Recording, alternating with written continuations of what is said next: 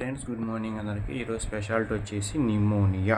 It means PNEUMONIA, pneumonia. ఇందులో P silent అనమాట, అందుకే మనం నిమోనియా అంటాము.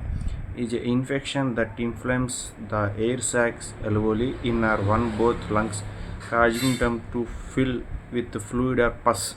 అంటే ఏదైతే మన ఎయిర్ సాక్స్ అంటే మనకి ఎయిర్ వస్తుంది కదా లంగ్స్లోకి, అది ఎందులోకి alveoli అంటాము.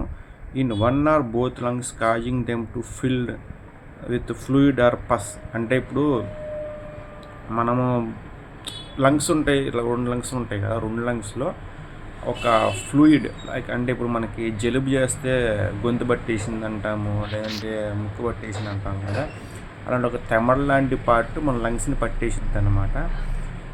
దీనివల్ల మనం నిమోనియా అంటాం దీన్ని. అండ్ అటు నుంచి వచ్చేసి దీని ఎఫెక్ట్స్ చూసుకుంటే 1 minute. This can make breathing difficult and is often caused by bacteria, viruses or fungi. Symptoms range from mild to severe and can include a cough, fever, chills and shortness of breath.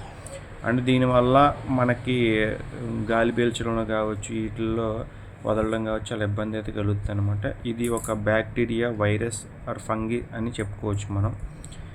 మనకి మామూలుగా నిమోనియాలో 3 types ఉంటాయని చెప్పారు కదా. Bacteria, common bacteria include streptococcus pneumonia అంటారు దీన్ని. And virus like influenza or a common cause. And fungal infection also cause pneumonia. Though this is rarer in healthy people. కొంతమంది ఆరోగ్యకరమైన పీపుల్లో ఫంగీ రాకపోవచ్చు, బ్యాక్టీరియా, వైరసెస్ మాత్రం కామన్ అనమాట.